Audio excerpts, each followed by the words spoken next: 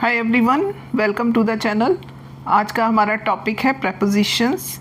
यहाँ मैंने 20 MCQs लिए हैं जो कॉम्पिटिटिव एग्ज़ाम के पॉइंट ऑफ व्यू से भी बहुत इम्पॉर्टेंट है। हर एग्ज़ाम्स में इस तरह के क्वेश्चंस आते हैं, तो आइए देखते हैं। फर्स्ट क्वेश्चन है, the whole village is infested dash rats. Infested का मीनिंग होता है भरा हुआ होना, मतलब इंसेक्ट से या किसी एनिमल से या हानिकारक चीज़ से भरा हुआ होना। तो होल विलेज पूरा गांव, इन्फेस्टेड डैश रेड्स भरा हुआ था किससे? रेड्स मतलब चूहों से। इन्फेस्टेड के साथ प्रेपोजिशन आता है विद। इन्फेस्टेड के साथ जो प्रेपोजिशन रहता है इन्फेस्टेड विद, पूरा गांव चूहों से भरा हुआ था। तो A option will be the correct answer. Second है, it is not wise to be inimical dash a neighbour. Inimical का मतलब होता है किसी से हॉस्टाइल होना, किसी से शत्रुतापूर्ण मतलब रिलेशन रखना, अनफ्रेंडली होना। तो क्या मीनिंग है यहाँ पर कि नेबर मीन्स पड़ोसी से अनफ्रेंडली होना, शत्रुतापूर्ण होना बुद्धिमानी नहीं है। इनिमिकल के साथ जो प्रेपोजिशन आता है वो होता है to. Inimical to, it is not wise to be inimical to a neighbour. अपने पड़ोसी के साथ अनफ्रेंडली होना, शत्रुतापूर्ण व्यवहार रखना बुद्धिमानी नहीं है। थर्ड है, we are proud dash his deeds. हमें उसके कार्यों पर प्राउड है। प्राउड अपने साथ फिक्स प्रेपोजिशन लेता है ऑफ, प्राउड ऑफ। जैसे आपने सुना होगा, I am proud of you, मुझे तुम पर गर्व है। तो प्राउड अपने साथ कौन सा प्रेपोजिशन लेता है? Of. We are proud of his deeds, हमें उसके कार्यों पर गर्व है। तो फर्स्ट ऑप्शन ऑफ सही होगा। फोर्थ है, I have been living here dash 10 years. Present perfect continuous का सेंटेंस है, मैं 10 सालों से यहाँ रह रहा हूँ। तो 10 साल क्या है? Period of time. तो पीरियड ऑफ टाइम के लिए हम फॉर लगाते हैं। पीरियड ऑफ टाइम का मतलब हुआ ड्यूरेशन। यहाँ पर स्टार्टिंग पॉइंट नहीं दिया गया है, एक पीरियड दिया गया है कि मैं इतने समय से रह रहा हूँ, मैं 10 सालों से रह रहा हूँ। तो पीरियड ऑफ टाइम दिया गया है तो इसके साथ हम लगाएंगे फॉर। अगर पॉइंट ऑफ टाइम दिया गया होता, मतलब शुरू होने का समय दिया गया होता, कब से रह रहा है, मान लीजिए अगर दिया होता 2015 से रह रहा हूँ, 2015 एक स्टार्टिंग पॉइंट हो गया, 2015 से अभी तक रह रहा हूँ, तब उस केस में हम लगाते सिंस। तो अगर स्टार्टिंग पॉइंट दिया हुआ है तब सिंस लगाते हैं, लेकिन अगर ड्यूरेशन दिया हुआ है कि इतने टाइम से मैं रह रहा हूँ, 10 सालों से रह रहा हूँ, तब हम लगाते हैं फॉर। तो यहाँ पे ड्यूरेशन दिया हुआ है, स्टार्टिंग पॉइंट नहीं दिया हुआ है, तो हम यहाँ लगाएंगे फॉर। तो बी ऑप्शन सही होगा। फिफ्थ है, the accused has been exonerated dash the blame. Accused मतलब आरोपी। एक्सोनरेटेड का मतलब होता है कि उसको दोषों से मुक्त कर दिया गया है, उसको बरी कर दिया गया है, ब्लेम से बरी कर दिया गया, जो उस पर आरोप था उससे मुक्त कर दिया गया है। एक्सोनरेटेड अपने साथ प्रेपोजिशन लेता है फ्रॉम। आरोपी को आरोपों से बरी कर दिया गया है, मुक्त कर दिया गया है। 6 है, I am interested dash chess but I am not very good dash it. Interested के साथ हम प्रेपोजिशन लगाते हैं इन। इंटरेस्टेड के साथ प्रेपोजिशन आता है इन। आई एम इंटरेस्टेड इन मतलब मेरी चेस में रुचि है, but I am not very good dash it. Good के साथ प्रेपोजिशन मतलब गुड एट का मतलब होता है अच्छा होना, किसी चीज़ में अच्छा होना। I am good at singing, I am good at cricket, मैं क्रिकेट में अच्छा हूँ, मैं सिंगिंग में अच्छी हूँ। तो गुड के साथ किसी चीज़ में अच्छे होने के लिए एट प्रेपोजिशन लगाते हैं, और इंटरेस्टेड के साथ इन। तो कौन सा ऑप्शन सही होगा? A, I am interested in chess but I am not very good at it. मेरी शतरंज में रुचि है लेकिन मैं इसमें अच्छा नहीं, मतलब मैं अच्छा नहीं खेल पाता हूँ। 7th है, what is the time dash your watch. जब इस तरह का क्वेश्चन होता है तो हम लगाते हैं by. What is the time by your watch, आपकी घड़ी में क्या समय हुआ है। तो ये इसी तरह से यूज़ होता है what is the time, by your watch.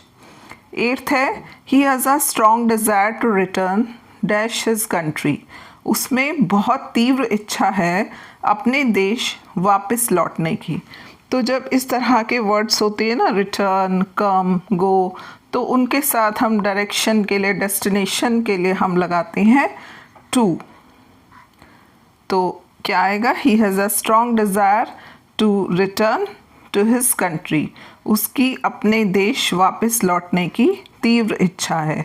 तो डायरेक्शन, डेस्टिनेशन के लिए हम टू लगाते हैं। 9th है the patient is now free dash danger, free के साथ हम प्रपोजिशन लगाते हैं फ्रॉम, फ्री फ्रॉम, मुक्त होना, किससे, डेंजर से, खतरे से वो फ्री है, मुक्त है, अब वो खतरे से बाहर है। The patient is now free from danger. 10th है Keats is well known dash his love dash beauty, Keats English poet हैं, वेल नोन मतलब प्रसिद्ध, तो वो किसके लिए प्रसिद्ध थे, अपने प्रेम, और वो किसके प्रति था, ब्यूटी, सुंदरता के लिए। उन्होंने ब्यूटी पर बहुत सारी पोएम्स लिखी थी। तो यहाँ पर well known for his love, अपने प्रेम के लिए, किसके प्रति, ब्यूटी के प्रति, तो क्या आएगा, of. Keats is well known for his love of beauty, तो कौन सा ऑप्शन सही होगा, ए। कीट्स अपने ब्यूटी के प्रति, प्रेम के लिए बहुत प्रसिद्ध थे, वेल नोन थे।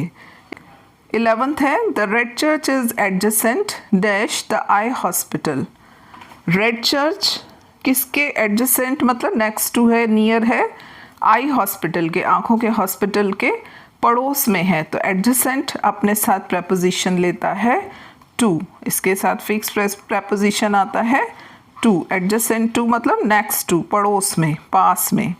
रेड चर्च आई हॉस्पिटल के पास में है।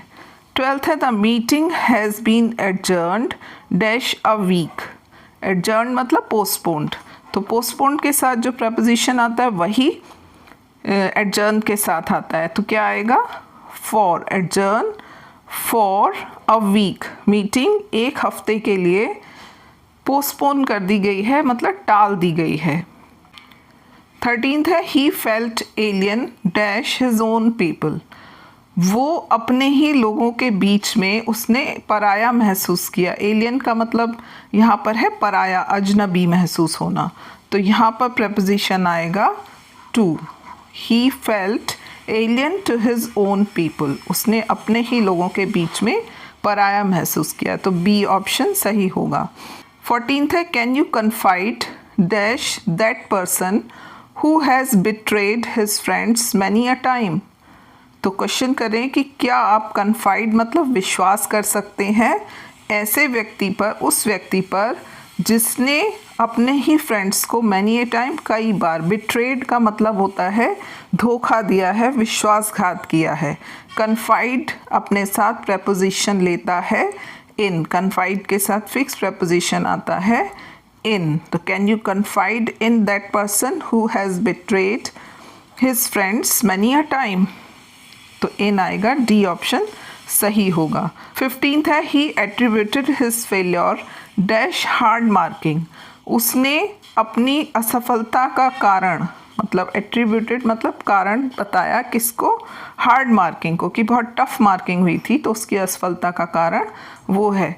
अब यहाँ पर एट्रीब्यूटेड के साथ प्रपोजिशन आएगा, तो एट्रीब्यूटेड टू, एट्रीब्यूटेड के साथ प्रपोजिशन आता है टू, तो सी ऑप्शन सही होगा, he attributed his failure to hard marking. 16th है hunting of wild animals has been prohibited dash law, wild animals यानी जंगली जानवरों का शिकार करना कानून के द्वारा निषेध कर दिया गया है।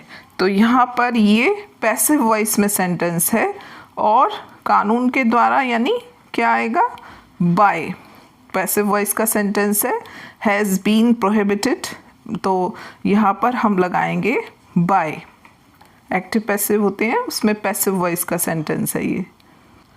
17th है the drowning child was rescued dash a boatman, डूबता हुआ बच्चा, ड्राउनिंग चाइल्ड मतलब डूबता हुआ बच्चा, पानी में डूब रहा था, उसको एक बोटमैन यानी नाविक के द्वारा रेस्क्यू किया गया, बचाया गया। तो ये पैसिव वॉइस का सेंटेंस है अगेन। तो यहाँ पर भी हम क्या लगाएंगे, बाय। तो बी ऑप्शन सही होगा। 18th है the bereaved mother was overwhelmed dash grief। bereaved mother मतलब शोक में पड़ी हुई माँ, जिससे उसका बच्चा मतलब दूर हो गया हो, छिन गया हो, डेथ ने छीन लिया हो। तो वो क्या थी, ओवरवेल्म्ड। ओवरवेल्म्ड के साथ हम प्रेपोजिशन लगाते हैं with.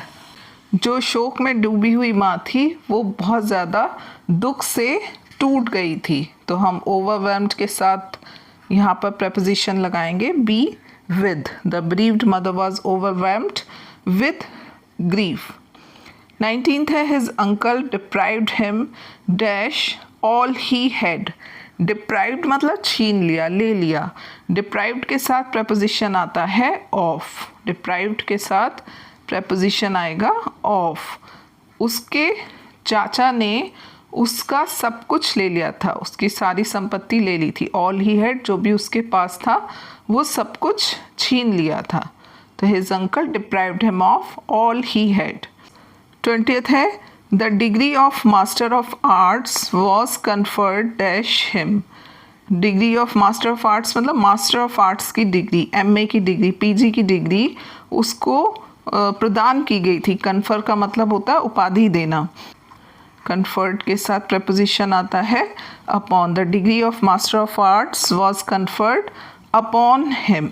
Now this question is for you. Rahul has been studying in this school dash 2 years। options are A since, B for, C from, D to। Comment box में लिखकर बताइएगा कि इसका सही आंसर क्या होगा। मिलते हैं नेक्स्ट वीडियो में। Till then goodbye, take care.